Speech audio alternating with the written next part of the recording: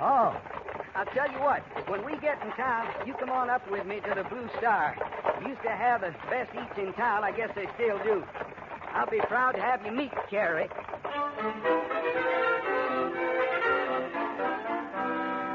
We spent the rest of the journey discussing matters of both consequence and triviality. Hart had received no formal education, but his travels had given him a certain sophistication, and the time passed pleasantly. When we arrived in Cheyenne, I tried to persuade him that his fiancée would be much happier to greet him alone, but Hart would have none of it. He insisted that I accompany him, and so together we walked to where he knew the Blue Star Cafe to be. Charlie Bannister runs the place. Charlie looks like bad medicine. Some says he used to be a short trigger man, but it ain't true. By the way he looked after Carrie, you'd think she was his own daughter. I sure had to play it straight before Charlie'd let me start riding herd on the gal. Say, listen, you hungry? A little. Well, you wait till you taste Charlie's Hucky Dummy. He used to be a range cook, and there's never been a man made Hucky Dummy the way Charlie makes it. Hey, that's funny. Huh. Looks as though it's closed. Now, it does for a fact. First time I ever knew the Blue Star to close. Can you see anybody moving around in there? No. What? She's open. Hello, Charlie? Whoever you are, come on in back. I sure don't figure. Hey, Charlie, you'll... What do you say, Tom?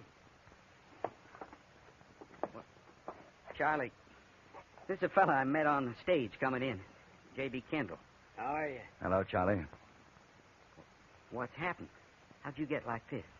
I guess you ain't heard. There was a shoot-up in here a year or so ago. Carrie. Is Carrie all right? When it was finished, the boys had done the shooting, robbed me, and hightailed it out. I ain't moved from the bed since, Tom. What about Carrie? She ain't here no more. Well, where'd she go? Ask Jack Feeney up to Holloman Saloon. I'm asking you, Charlie. And I ain't saying. You and me was friends, Tom. I'd leave, keep it that way. Now, what's Jack Feeney got to do with it? What, Charlie? All right, I'll tell you. Carrie took a shine to him while you was gone. That's a lie. I told Feeney to leave her alone. There was words. I threw him out. Same night he comes back with one of his boys, and they fill me full of lead. Well, wasn't this Feeney arrested then, Charlie?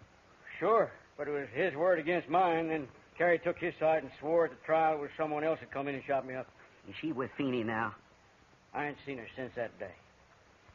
Hey, Tom, boy, while you're here, pump me a jug of water, will you? Old Doc Thorne says I got a drink, plenty of water. And Mrs. Carroll's been helping out, but she ain't showed up yet today. Yeah, sure. I'll be right back, Charlie. Thank you. I ain't got the stomach to tell him all the truth of it. You'll have to find out sooner or later for yourself. She married Feeney. Oh? When? Yeah, right before the trial. Guess it was partly my fault. I should have seen it. Carrie getting lonesome waiting for Tommy, and Feeney coming in here, his fancy spending ways. He runs a gambling in Holloman Saloon. Well, next thing you know, Carrie's looking cow eyes at him. Well, don't you think it'd be better to tell Hart now about the marriage? Say, listen, you keep an eye on him, will you? Tom's got a bad temper. He gets it in his head to start trouble, there's likely to be a killing. All the more reason to tell him then. This way, he'll go up to the saloon looking for her. Yeah, I guess you're right. It wouldn't be so good. Here's your water, Charlie. Anything else I can do for you? Yeah. Stay away from Holloman Saloon. I lied to you before, Tom. She's there with Feeney. They're married. Anything else I can do for you, Charlie? No, reckon not. Hey, come on back and see me if you have a mind to. I'd sure like to hear about your travels. I'll do that. So long. You take it easy, Tom. Goodbye, Charlie. You take it easy, Tom. Well, I guess I'll be seeing you, Kendall. Where will you go, Tom? Not that it's any of your business, but I guess you ask out of kindness. I'm going up to Holloman Saloon and have me a few drinks. Oh, well, mind if I come along? No, I don't mind.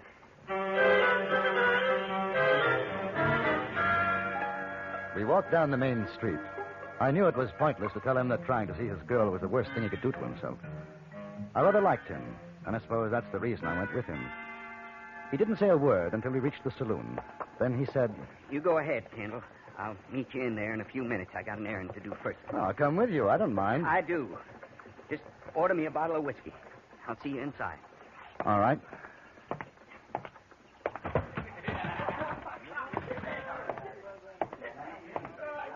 Well, hello, stranger. You're a little early, but what's your pleasure? Cards? A dance? Drink? As a matter of fact, I'm looking for Carrie. Oh, for what? Are you Carrie? Yes. Can we sit at a table? I don't sit with customers, mister. That's for the girls. You want to talk business, you can talk to my husband. A friend of yours is in Cheyenne. Tom Hart. Tom. He's just heard about you. He'll be coming in here in a minute. I thought you ought to know. Thanks, mister. How did you take the news? You got it from Charlie. Well, he'll probably get very drunk. I imagine I'd do the same. He won't make trouble. I'll try to see that he doesn't. Has he said anything about me? Only that he was expecting to marry you. He didn't write. I thought... Doesn't matter. Anybody got the price of a drink in his pocket's welcome. That goes for Tom Hart as well as the next man. You want a table, mister? Yes, a table would be fine. This way. What are you drinking? Oh, beer, I think. Yes, and a bottle of whiskey. My husband. Jack doesn't like him. I wouldn't want Tom to get hurt on account of me. Will you get him out of here if he's looking for someone to sharpen his horns on? I'll do my best. Thanks. Beer and a bottle of whiskey, mister. Beer and a bottle of whiskey.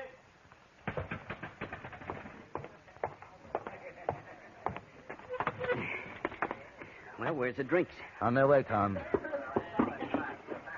What's the gun for, Tom? She's right clean and shining, ain't she? Set me back $20. Put it away. I bought it, and I aim to use it. As soon as I get drunk enough, I'm going to kill me a skunk called Feeney.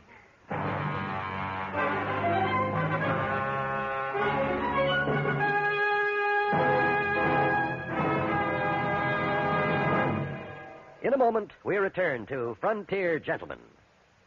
Fast with a quip, faster at making time with a beautiful girl, but fastest of all with a clue. Yours truly, Johnny Dollar, will be along with his latest insurance investigation later today on CBS Radio. Get next to yours truly, Johnny Dollar, on most of these stations. Now, we return you to the Anthony Ellis production of Frontier Gentlemen.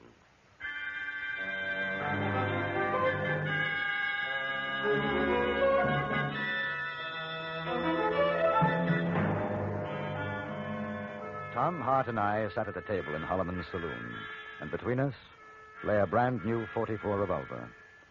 After a moment, Tom picked it up and slowly rotated the cylinder. He didn't turn as Carrie came toward us, didn't look up as she put down my beer and Tom's bottle of whiskey. Yes, sir. It's a mighty pretty talking iron. How are you, Tom? Oh, Carrie. Yeah, I heard you was here. Well, you're looking good. You know, back east, they drink a toast to new married folks. So I drink to you, Carrie. Well, where's your husband, Mrs. Feeney? Jack's out. Don't make trouble, Tom. What's done is done. That's the way you see it, huh, Carrie? You never wrote. I didn't have to. You were my girl. I told you I'd be back, but you couldn't wait. I waited 2 years. You was in such a hurry you had to get Feeney to put Charlie out of the way, too. That's not so, Tom. Charlie, he's lying in bed. He don't move anything but his arms anymore. Your husband did a right fine job. You ain't even been to see him since. That doesn't do much good, you know. She's not the same anymore. At first I thought she was, but she's not. She was a girl. A nice girl when I left. She got too much paint now. Looks like a honky-tonk woman. Finish your drink, we'll go. There's time. There's plenty of time. I want to have a talk with Jack Feeney. He shot up a friend of mine, you remember? You want to leave, it's all right, Kendall. You go ahead. I'll stay. You want a whiskey to chase down that beer? No, thank you. You know why I'm going to get drunk? I've got a rough idea. Yeah? How rough? Well, Tom, you know, you really haven't got any right to start trouble with Feeney. What about Charlie? What about him? The court said Feeney was innocent. Charlie says he did it. And if you shoot Feeney, they'll find you guilty. What'll you prove? She said she was going to wait. She said she loved me. Now, ain't that a laugh? Love. That's why you're getting drunk. Then you'll be able to get angry without thinking. You talk too much. Well, you asked me. Where'd she go? Up the stairs. Hey, you figure she was lying. Maybe Jack Feeney's here. She's going up to tell him. I don't know. Well, I'm going to find out. No, I wouldn't. No, sit down, Tom. Give me that gun, Kendall. Now, you sit down. You're not that drunk yet. And you're not going up there to start shooting. Give me the gun. No. You're bigger than me, but I ain't afraid to tangle with you. I didn't say you were. All right. I'm going up there without a gun. Oh, don't be a fool. Tom. Don't rile me, mister. Tom, she's married to him. You'll find another girl. Hey, where are you going? How come you're going up to me in my wife's room? Figured to find you there, Feeney. Well, Tom Hart. That's right. I stepped out for a while. If I'd known you was going to pay a visit, I'd have come back sooner. Have you seen my wife, Tom? Yeah, I've seen her. Well, we'll have to get her down and have a friendly drink together. I haven't had the pleasure of meeting your friend. J.B. Kendall. Put her there, Kendall. Carrie, come on down. Hey, Lester, bring a bottle of champagne. I didn't come to drink with you, Feeney. I came to kill you. Well, sure, you can do that any time, but you'll have a drink first, huh? Here, sit down, boys. When'd you get back in town, Tom? Today. And I seen Charlie. Yeah?